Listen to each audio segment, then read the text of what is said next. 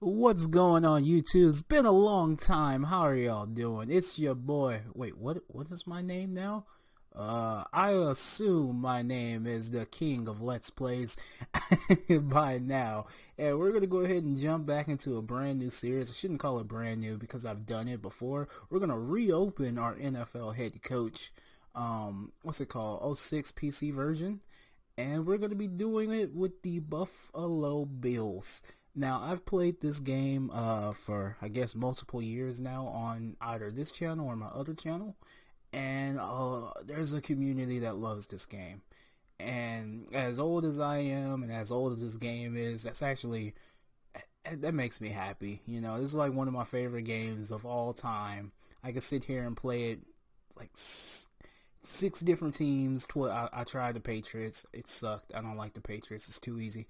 But, like, you know, just pick any team in the NFL and lead them to a Super Bowl. With trades and draft picks and stuff like that and signings of free agencies and the injuries. Oh, it's such a good game.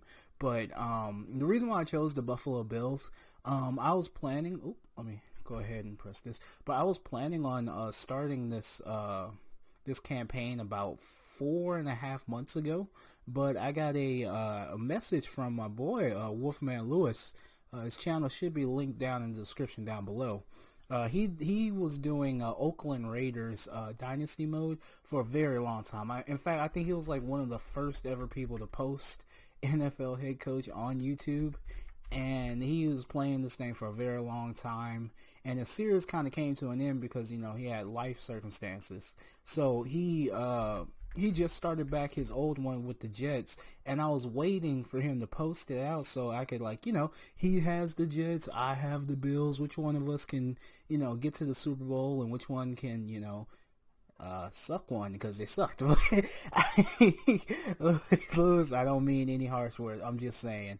But it's going to be a fun time because the Jets are very challenging to play with, and so are the Bills, because we both have to take on Tom Brady twice a year and maybe have to face the Pittsburgh Steelers if we get to that, what's it called, that AFC Championship game. And, you know, the Super Bowl isn't that bad, or, you know, it could be that bad. I'm going to stop, you know, downplaying it. But anyways, let's go ahead and get into this. My like goal for this episode is 10 likes. If I can get 10 likes, it'll mean the world to me, and we can keep this going. Right away, I am going to be an offensive coach. I've had problems becoming a defensive coach in this game. I was with it for the Texans, and then I was with it for, I want to say the San Francisco 49ers one I did, and just defensive coaches just suck. Yeah, their defense gets a whole bunch of turnovers, but if you can't run the ball or pass, you can't get no points unless it's like from an INT or fumble recovery for a touchdown. That's the only way you're going to score. So let's go ahead and do offense.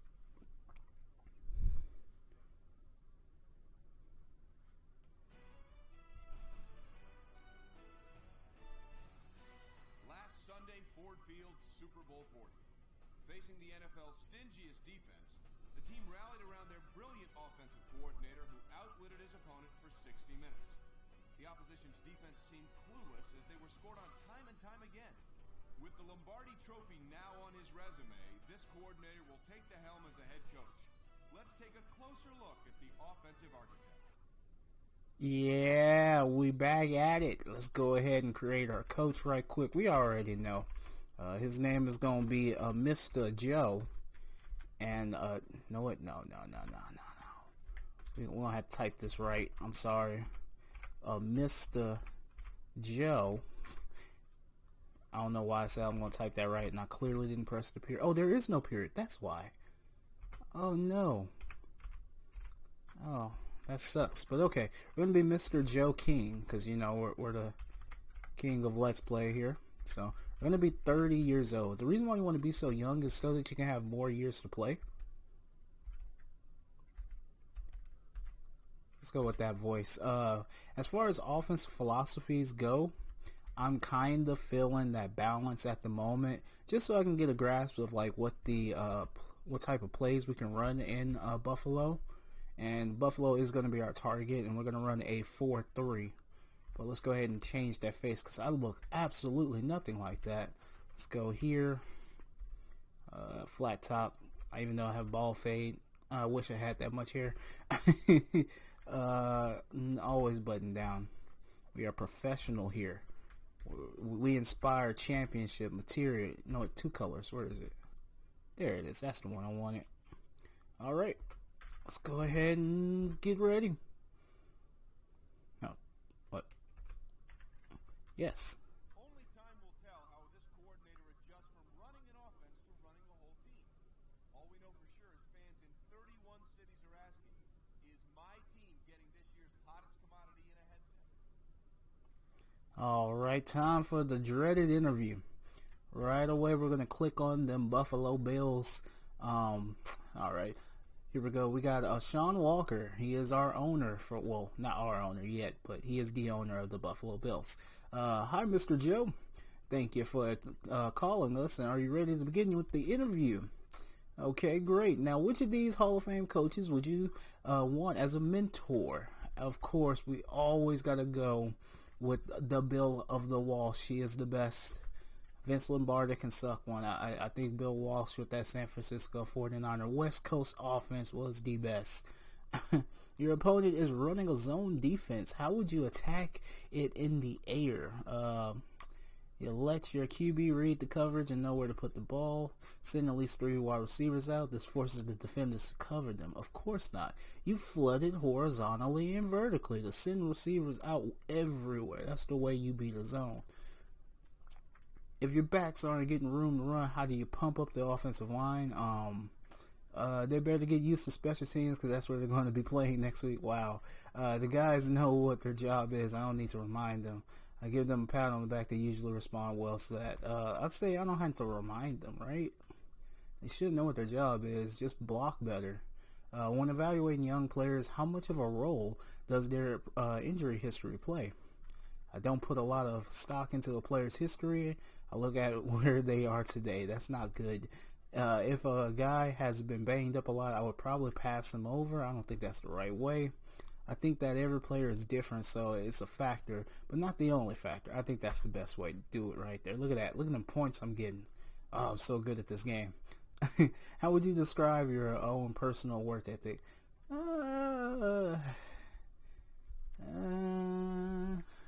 know what? I do what it takes to get the job done, and usually that means some long hours. It's the way it is in this world. If you were to put the ball up more than 30 times, what type of QB would you want? So we have an option here. Do we want the cannon arm guy who's a gambler who'll throw the ball, 60-yard bombs almost every time a play or something like that? Or do we want someone that can run with the ball if necessary, if he gets pressured in the pocket? Or do we want the guy that'll sit there, make all the throws, even though we may give up a couple of sacks? I think that's the guy we want. So we want the great decision maker for our quarterback. That's what we want. I don't care about him being slow as molasses, and I don't care if he can't launch the ball 70 yards down the field. What type of formation do you like to use to get your ground game going? Well, by split backs, do you mean a fullback and a running back behind each other in like a week? Or I don't think so. No, that is not. Yeah, let's go with this off the I formation. Okay, so that was a good answer. How important is it to get wide receivers involved in your passing game? Now that's kind of silly because our wide receivers will get plenty of looks, but our QB hits the backs if we need to. Yeah, that's the way it's gonna have to be. Not that important because we throw to our backs just as much. The lifeblood of our passing attack. Without them, we stand a chance. I say we like to spread it out here. We're not gonna just focus on every single pass. It has to go to a wide receiver. Do you ever utilize the 2 tight end sets? Yes, especially in short yardage sets. That's the way we're gonna be doing it. Let's talk about double teaming on the offensive line. Do you ever do it?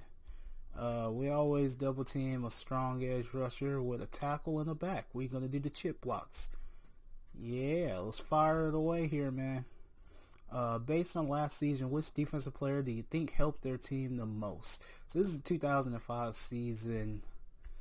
Oh, God. You know what? It has to be Brian Urlacher. That dude was a monster.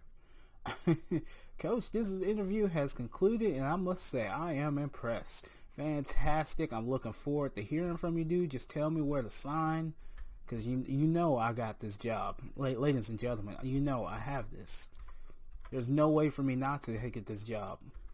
Look at that. Look at that. They already gave it to me. But let's see what other options I've got here. All right, so we got the St. Louis Rams. They want 3 years for $8.9 million. Basically, all they want us to do is win 8 games, continue to get to the quarterback, which means sacks, get more sacks, increase the total rushing yards we got, and protect our QB better. I'm not doing that. The Saints want to get me that good payday, $12 million for 5 years. Win 8 games, improve our rush defense, increase our total passing TDs, maintain our passing defense, and increase our total rushing yards. Man, that's the best Saints deal I think I've ever seen. I would love to go to them, but I am not playing them. We got the Chiefs here, before Patrick Mahomes, before he blew up and, took over the NFL. But we got $6.4 million for 5 years. Basically, because it's Kansas City, you got to win their division. Decrease the amount of yards we gain of a game and continue to convert more on third downs. It's not like they don't do that already. My hometown, my team, the Houston Texans. They want to give us a 3-year, $3.6 million deal. We got to win 8 games, draft a marquee QB, increase our rush defense. It'll never happen. Decrease the amount of yards we give up a game. Likely never to happen. And increase our total passing TDs. With Andre Johnson there, you can do it. It's just not what we're going to do here. So let's see what the Buffalo Bills, our team for this, dynasty or game will be. The owner, he gave me a huge payday for not many years.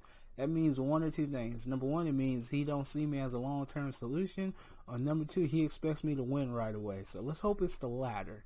So basically, they want us to win 8 games, draft a marquee running back, increase the amount of yards we gain a game, and protect our QB better this year. Increase our total rushing yards. Let's go. These are some good goals. So last year we did finish 5-11. This is the year that I think Dick Jerome came into the NFL as the head coach of the Buffalo Bills, and I'm kind of taking his spot, and that's okay. I don't know if he'll be on my staff or whatever, but we'll like him. Our top players is Mr. Spikes, Clements, and Fletcher of the London before he went, I think, to New York. There's some good players. I don't know if we're going to keep Spikes, 'cause I think he's up there in age.